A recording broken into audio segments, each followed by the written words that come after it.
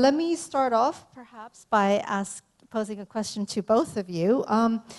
First, could I ask, since both of you come from very strong entrepreneurial background, how much of your family background do you think shaped your decision to eventually join the family business? Bosco, you were trained as an architect, while you, Winnie, I believe you're in business management. So, oh, you were in banking as well. So maybe we can start off with Winnie. How much of your upbringing influenced your decision to what you're doing now? I think of course, I think the feeling of being privileged, I think that's really, really what pushed me. And I think previously, actually, I mentioned I was in banking. So in banking, there's a high level of entry. I mean, you have to graduate from Ivy Leagues, good school and all that. So from that, I really realized that, then actually I went into fast food. So I did some other things. I did shopping more, but I also went to fast food industry. So when I did fast food industry, I realized that I really like people. It's small things that I decided that, it's like, so just a small story. It's like one of my my colleague didn't come to work, so I asked them, why didn't you come to work? And then I realized that because I only gave him like 2-hour part-time slot, and the traveling fee of coming to work actually costs more. So then we investigate into, in Hong Kong, there's actually, if you if you actually go through 2 districts, they supplement you in terms of your traveling allowance. Then after we told that to all our colleagues, I realized it's much better.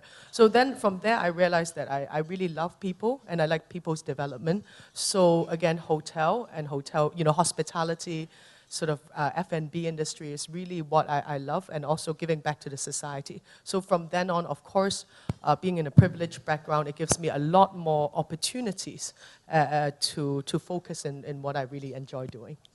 What about you, Bosco? Because our families, the fashion background, has really shaped me in terms of my development of the company. For example, the D2 Place project is because of my architectural background, I converted the project into a shopping mall because it's quite complicated to convert an industrial building, because with the escalator you have to do this the vertical flow, and you have to sacrifice the efficiency and all that, because the easiest way is just to convert into an office building. But well, it's because of the fashion background, and I want to support the fashion designers, and I wanted to, it's a Korea Dongdaemun equivalent to the Hong Kong Changsha Wan. So all these concepts, I think it's really because of the company, it's really because of the background, of the fashion background, and because of I've been seeing all these fashion brands, successful fashion brands all over the world, but versus Hong Kong, our family brands are Bossini and Butterwich doing so. Then then I think that's pretty much shaped the direction of the company and for the projects I've been doing. I think Bosco is being humble. Actually, to qualify for the scheme, I believe you can only do the 10% GFA for the revitalization scheme. So you did a very good job in converting the architecture of the building to industrial to commercial. Yeah. Yes, but actually we sacrificed some of the GFA.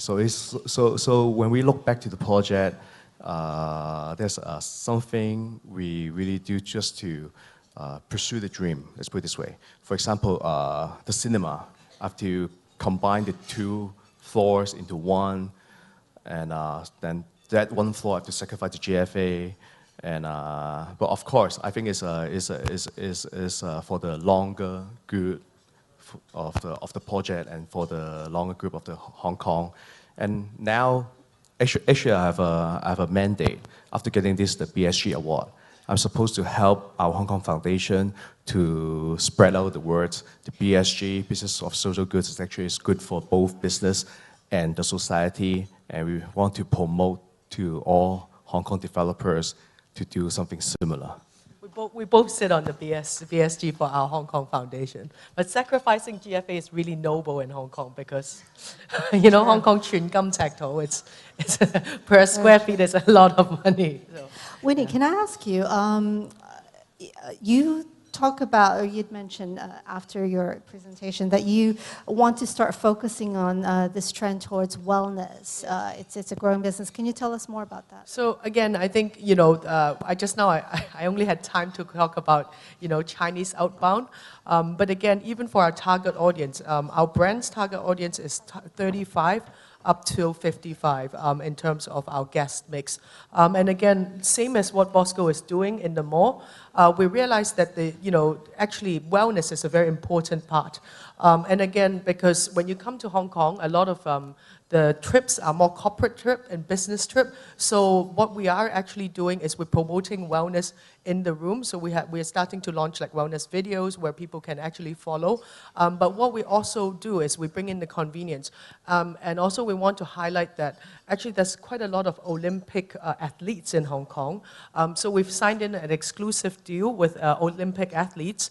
They can come to the hotel and personal train you.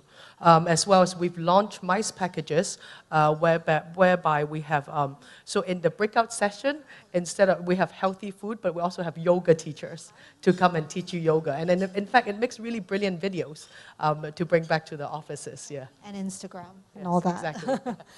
Do we have any questions from the floor? Anyone who would like to ask their questions directly or any written questions? Can you follow up, Winnie, you talk about following the Chinese wallet. What about ASEAN consumers? Is this something that you are considering in the long term? No, I think actually, it's like what we always say, on Belt, on Road, it's like Chinese wallet is it's actually a very big sort of strategy. But what I'm also saying is what Chinese international will also like ASEAN. So for example, if you stay in our hotels, just say if you stay in Dorset Shepherd's Bush, because why we pick the location, because I believe that Chinese Asian like to shop indoor, because in London, the weather's always like rainy and all that, so we picked Shepherd's Bush because it's right opposite Westfield, the biggest shopping mall. But within that, what we also push the brand further is that if you show them our hotel key, you have extra 15% discount in a selected store.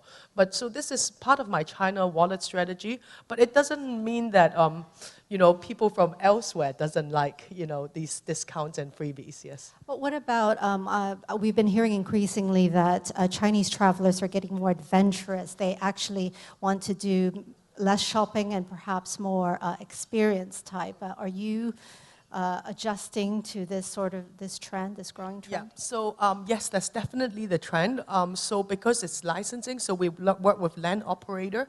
So for example, not just, I think, experiencing. So for example, in Hong Kong, we work with land operator because Hong Kong has one of the best hike sites.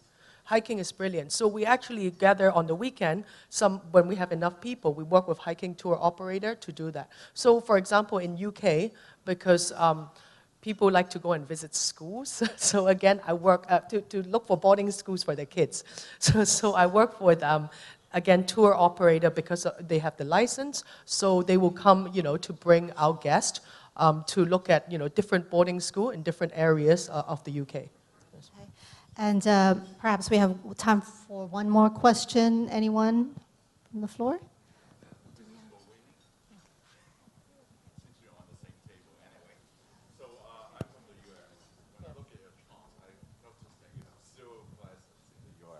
Do you have any plans to expand in the U.S. in the foreseeable future? I like your concept of the cocktails on the Friday night. So I'm looking forward to having you on Friday night. And actually, if you have time, stay. There's this hotel called Lan Kwai Fong Hotel. It's free cocktail every night. Not free cocktail, free wine every night. So please feel free. So again, on the US, because of this structure that we are currently having, I'm part of Far East Consortium. And again, because we're growing in such a rapid speed, so at that stage, I took a view and actually only go into Commonwealth country, apart from China, because in terms of consolidation of finance, legal, those are very close to my heart. However, my family does have hotels, like my uncle does have hotels in US. So My father's elder brother, they have a group called Warwick and Westminster. So they have about 50 hotels in Europe and US. Yeah. Do they have free Friday night cocktails there? I'm not sure. I'll ask my cousin on that. Okay. Bosco, if I may, just one last question for you. So your business spans all different parts of Asia, and yet you chose Hong Kong to be the base for developing your company's lifestyle retail business. Can you talk more about that decision? Why Hong Kong? Well, why Hong Kong? Because I was based in Hong Kong, and yeah, I just have this the connection on the Hong Kong fashion brands. And actually, talking about Friday Cocktail, we actually our CSR initiative, the Fashion Fund Foundation, actually have a campaign. It's called Fashion Friday. Actually, it's promoting every Friday to wear Hong Kong fashion. So I'm gonna check out with Winnie to have also for the free cocktail together with the Fashion Friday. And yes, and of course, I'm going to get the Fashion Fund Foundation to have some designers to showcase the products in your hotel. And yes, I think that's pretty much like Hong Kong. Then there's just this connections and just want to build the Hong Kong fashion. I think that's just born with it. Do you think the D2 model could be replicated elsewhere in Asia? Do you think you would be interested in doing something like that? Yes, I'm pretty sure. Actually, in China, I think China has very great potential because China, they have a lot of industrial, not just industrial buildings, it's a historical building and doing conversion. And actually now I'm discussing with someone to have it's like a dream world project in Shanghai, so we can do something very similar to associate and also to bring the Hong Kong fashion to the other cities. And actually we are working on it already. Well, that's good to hear, and we look forward to hear more about that future project. So that concludes our Luncheon Dialogue. Please help me in thanking our two wonderful speakers, Winnie Chu and Bosco.